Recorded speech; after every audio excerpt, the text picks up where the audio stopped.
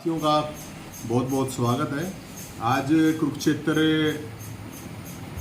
रात को पहुंच गए थे हम। कावड़ यात्रा लेके चल रहे हैं, मुख्यमंत्री सद्बुद्धि कावड़ यात्रा। और इस कावड़ यात्रा का जो मकसद है, वो कावड़ यात्रा का मकसद हमारा 5 मांगे हैं। जो 5 मांगे जो 5 मांगे हैं उनको लेके ये कावड़ यात्रा है। 5 मांगे कौन कौन सी हैं? 5 मांगों में पहली जो मांग है कि जो प्रावर की जमीन थी स्कूल कॉलेज हॉस्पिटल के लिए, अभी तक सरकार ने उसका नोटिफिकेशन नहीं किया। अखबारों में आ रही है कि दे दी, लेकिन नोटिफिकेशन नहीं आया है। मुख्यमंत्री जी के पास उसकी फाइल है।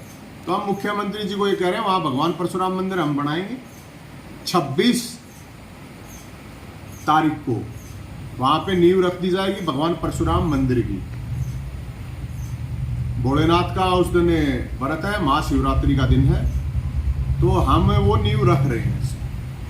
उसके लिए हम कोई सरकार से 1 रुपया नहीं ले रहे, वो समाज अपने आप मिलके, सारे समाज मिलके बना लेंगे। लेकिन स्कूल कॉलेज हॉस्पिटल के लिए हम ये कह रहे हैं कि 100 करोड़ रुपए सरकार जारी करे।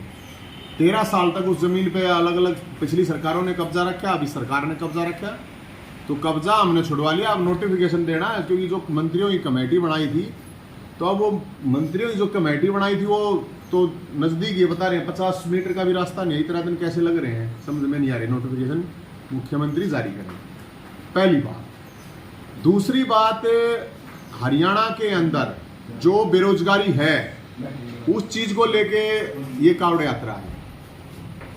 वो इसलिए मैं आपको बता रहा हूं कि मुख्यमंत्री जी को सद्बुद्धि और शक्ति देने के लिए, क्योंकि हमें लगता है मुख्यमंत्री शक्ति विहीन है, वो कुछ कर नहीं पा रहे हैं। 25 लाख बेरोजगार हरियाणा में नौजवान है, पढ़े लिखे धक्के खा रहे हैं। जो 5 लाख वैकेंसी खाली है, लेकिन उसके बावजूद भी भर्तियां कैंसिल जरूर हो रही हैं। लेकिन अकेले सीईटी की भी बात करूं तो मैं करीब 15 लाख बच्चे हैं जिन्होंने फार्म अप्लाई कर रखे हैं। 2 साल से उनको यही कहा जा रहा है अब होगा, अभी तक हुआ नहीं है। तो बेरोजगारी का एक बहुत बड़ा मुद्दा है। हम इसलिए कि मुख्यमंत्री जी को सद्बुद्धि दे, शक्ति दे, ताकि वो बेरोजगारी को खत्म कर सके, क्योंकि अभी तक तो हमें दिख नहीं रही। तो बोले शंकर से हमने तो ये प्रार्थना है। तीसरा है क्राइम का। जब बेरोजगारी है तो फिर क्राइम है, मैं ये मानता हूं, और ज्यादातर लोग भी ये मानते हैं कि जब बेरोजगारी है तो क्राइम है। और क्राइम इस लेवल पे है कि विधायक डरे हुए हैं। सोच के देखो, आपकी विधायक जब डरा हुआ है और विधायक इस्तीफे देते घूम रहे हैं कि हमारा इस्तीफा ले लो, हमारे बस की बात नहीं है ये विधायक की, तो उससे आप कानून व्यवस्था की सिचुएशन देख सकते हो कि क्या कानून व्यवस्था की सिचुएशन है। अब विधायकों को तो सरकार कह रही है हम AK-47 दे देंगे, उनको सुरक्षा गार्ड दे देंगे, लेकिन जो आम इंसान है उसको कौन देगा सुरक्षा? उसको फिर उनको भी बंदूक का तो लाइसेंस उसको भी दो, मेरे हिसाब से तो मिलना चाहिए भाई। पिस्टल का नकाब आम इंसान है, वो कहां जाएगा? कानून व्यवस्था की स्थिति ये है, जब विधायक छिपते फिर रहे हैं, डरे हुए हैं, जनप्रतिनिधि हैं वो हमारे, उनके साथ इतना भय और खौफ में है वो, तो आम इंसान किस लेवल पे होगा? महिलाओं ने सोने की असली चैन पैंट नहीं छोड़ दी, मैं बताऊं, इतनी चैन स्नैचिंग होती है। जिसके पास पैसा होता है उससे फिरौती मांग ली जाती है। और डीएसपी की हत्या, सोच के देखिए आप, डीएसपी को ट्रक से कुचल दिया जाता है। एक पुलिस वाले का हाथ उठाने में भी कितनी हिम्मत होती है, और वहां पे डीएसपी को, ये अपने यहाँ की घटना है हरियाणा की, मैं बाहर की नहीं बता रहा हूं। तो कानून व्यवस्था के नाम पे तो हमें लग रहा है कि कंस का राज है, कानून का राज तो नहीं लग रहा है। कौरवों का राज हो सकता है, कंस का राज हो सकता है, कायरों का राज हो सकता है, लेकिन कानून का राज नहीं है कानून व्यवस्था को देखे तो। और अगर पूरे हरियाणा का क्राइम का अगर आप डाटा उठा के देखोगे तो आपको पता चल जाएगा कि हरियाणा की स्थिति जंगल राज से भी बदतर हो चुकी है। तो ये भी एक हमारा था कि मुख्यमंत्री जी को, गृह मंत्री जी को शक्ति दे। अब गृह मंत्री जी अपने आप को तो कहते रहते हैं मैं गब्बर सिंह हूं, गब्बर सिंह। अब पता नहीं उनको किसी ने बताया कि नहीं है, गब्बर सिंह डाकू था। गब्बर सिंह कोई महान आदमी नहीं था, एक फिल्म का एक कैरेक्टर था, और गब्बर सिंह डाकू था। तो हरियाणा में तो कानून व्यवस्था गब्बर के गुंडों के हवाले है। इसका मतलब गृह मंत्री सो रहा है, तो कानून व्यवस्था की ये सिचुएशन है। फिर नशे की बात है, तो हरियाणा का कोई जिला ऐसा नहीं है जहां पे नशा नहीं खुलेआम बिक रहा है। चिट्टा खुलेआम बिक रहा है, तो कौन बिकवा रहा है भाई? ये बिना सरकार के, बिना सह के, जब डीएसपी को मारा जाता है अवैध माइनिंग का मामला तो पूरे हरियाणा में है, कोई एक जगह की तो बात है नहीं। आप भिवानी महेंद्रगढ़ से लगा पूरा बॉर्डर एरिया, पूरा सोनीपत से लेके यमुनानगर तक हर जगह माइनिंग है। तो जो नशे वाला मामला है, ये बेरोजगारी ही हम तो मानते हैं इसका कनेक्शन है, चाहे फ्रस्ट्रेशन में है, चाहे डिप्रेशन में है। फिर नशा करते हैं, फिर दारू सस्ती कर रखी है, दूध महंगा कर रखा है। दारू 12 बजे ले लो और दूध 9 बजे भी खत्म हो जाए। तो हरियाणा का दूध दही का खाना था, इन्हें तो दारू का पैना कर दिया सारे ने।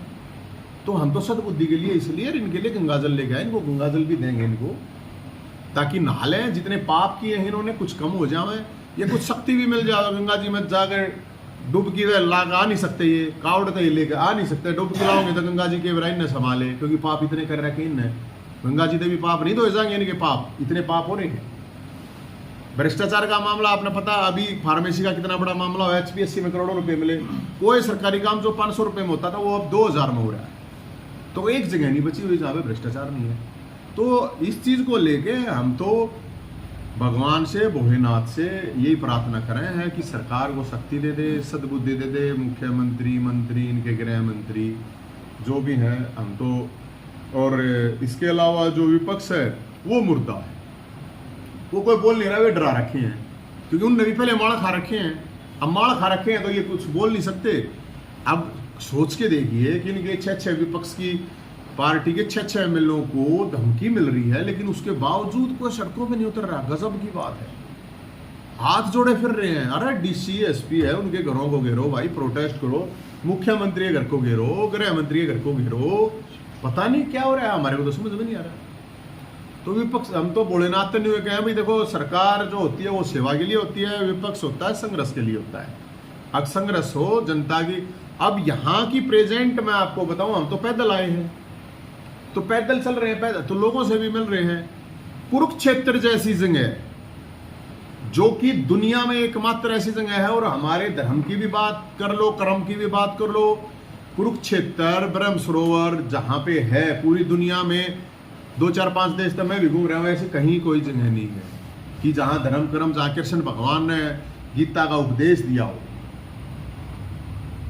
उस शहर की स्थिति कहीं घूम के देख लो, वहां की क्या स्थिति है।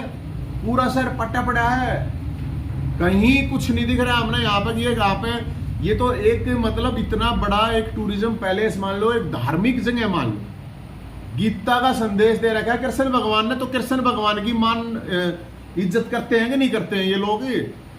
अब खान पर लागे रहे हैं, बताते हैं करोड़ों रुपए आते हैं और उनको खा जाते हैं। कुरुक्षेत्र की तो जो कम से कम है, मैं तो मुख्यमंत्री जी से, यहाँ के विधायक जी से भी कहूंगा, अब कुछ तो शर्म कर लो, नरक में जाओगे, कीड़े पड़के मरोगे, धर्म के नाम के पैसे खा रहे हो। तो एक ऐसी जगह है ब्रह्म सरोवर कुरुक्षेत्र, कम से कम इस जगह को तो ऐसी बना दो, अरे इस जगह को तो इतनी मेंटेन कर दो। अब भी लोग बाहर से आ रहे हैं, पूरे देश तक, दुनिया तक भी लोग आते हैं यहाँ पे देखने के लिए। वहां की भी स्थिति ये है, इस शहर की स्थिति ये है। तो कानून व्यवस्था की अगर बात करते हैं, तो पंजाब के अंदर जो अभी चल रहा है, उस आम आदमी की पार्टी सरकार है, तो कैसे कंपैरिजन करेंगे आप? मैं तो भाई साहब, पहली बात तो किसी पार्टी में हूं नहीं, पहली बात। दूसरी बात ये है, मेरा ये मानना है कानून व्यवस्था सरकार के हाथ की बात होती है। अगर सरकार मजबूत होती है तो कानून व्यवस्था ठीक रहेगी। यहाँ पे हर आदमी, चाहे किसी भी प्रदेश की बात कर लो, कानून व्यवस्था का मतलब होता है सरकार कैसी है और लोग कितना फील कर रहे हैं। अगर रात में यहाँ पे कोई 12 बजे तक आइसक्रीम खाने निकल नहीं सकता, पता है, या तो भाई छीन लिया जाएगा, फोन छीन लेगा, कोई चैन स्नैचिंग कर लेगा, ज़्यादा पैसे हो गए तो कोई फरोती मांग लेगा। तो कानून व्यवस्था के नाम पे मैं जहाँ तक हरियाणा की बात कर रहा हूँ, मेरे को ये लगता है कि ये कंस का राज कह लो, कौरवों का राज कह लो। ईडी की अगर बात करें तो कांग्रेस से जो आला कमान है, सोनिया गांधी को कल 5 घंटे पूछताछ के लिए रखा, और पहले राहुल गांधी को था, तो क्या कहेंगे? देखो इसमें तो ये देखिए, कोई भी सरकार हो, कोई भी सरकार है, अपने जो हमारी संवैधानिक संस्थाएं हैं, सिस्टम है, जो भी एजेंसियां होती हैं, उनका प्रयोग तो करती है, इसमें तो नो डाउट। जब कांग्रेस की थी तो बीजेपी वाला ने बुलाया करती, बीजेपी वाले थे, कांग्रेस वाले ने बुलाया है। लेकिन मेरा तो ये मानना है कि जब जांच है तो कराओ, क्या प्रॉब्लम है, पूछताछ है तो पूछा हुआ है। ये जो इतना रोड़ा रबदा कर रहे हैं, कोई भी कर रहे हैं, पहले जब बीजेपी वाला से पूछा जा रहा था वे भी नहीं करा रहे थे, कांग्रेस वाले वो भी ऐसे ही करते हैं। मैंने ये नहीं देखा, मैंने आज तक ये नहीं देखा कि किसी मुद्दे के ऊपर की भ्रष्टाचार, किसी रोजगार के मुद्दे पे, कानून व्यवस्था के नाम पे भी इतना हंगामा करो। इतने इतने एमएलए लेके बैठे हैं, मेरे हिसाब से तो जनता के जो मुद्दे हैं उनके ऊपर भी तो काम करना चाहिए, ना कि अपने पर्सनल उसमें। तो अब ऐसे तो करते रहो भाई। कोई नवीन जी, जो कांवड़ यात्रा का क्या रूट लाना आपका? हमारी कावड़ यात्रा, ये हम करीब 300 किलोमीटर आ लिए हैं। हर की पैड़ी हरिद्वार से कावड़ यात्रा उठाई थी मुख्यमंत्री को सद्बुद्धि और शक्ति देने के लिए। देखो हम उठा रहे हैं कि शक्ति दे दो उसको, मुख्यमंत्री को सद्बुद्धि दे दो। यमुनानगर होते हुए, सहारनपुर यमुनानगर होते हुए, पंचकुला से अम्बाड़ा, कुरुक्षेत्र और आगे अब ये करनाल और पानीपत सोनीपत होते हुए, गोवाना होते हुए रोहतक जाएगी। परशुराम मंदिर के लिए उस दिन 26 तारीख को हम नींव रखेंगे। वहीं पे फरसा और त्रिशूल वहीं पे गाड़ा जाएगा, उस दिन स्थापित किया जाएगा। और इसका मकसद मैंने आपको बता दिया। ये 5 चीज़ें हैं। पांडवों ने तो 5 तो काम मांगे थे, हम 5 मुद्दों का समाधान मांग रहे हैं। अब कुरुक्षेत्र में तो धर्म युद्ध है, तो हम तो धर्म युद्ध का ऐलान है इस सरकार के खिलाफ। 5 मुद्दे या तो इनका समाधान कर दे, और नहीं तो जो पांडवा का ने नाश कराया था कौरवा का, क्योंकि धर्म युद्ध था ना, तो भाई फिर तो नाश होगा। और श्री कृष्ण भगवान ने कह रखा है, कर्म करे तो फल की चिंता नहीं। और जब धर्म की बात, स्वाभिमान की बात हो, तो फिर अपना गले भी युद्ध करना पड़ा तो कोई प्रॉब्लम नहीं होती। हम तो तैयार हैं धर्म युद्ध के लिए। Thank you. Thank you.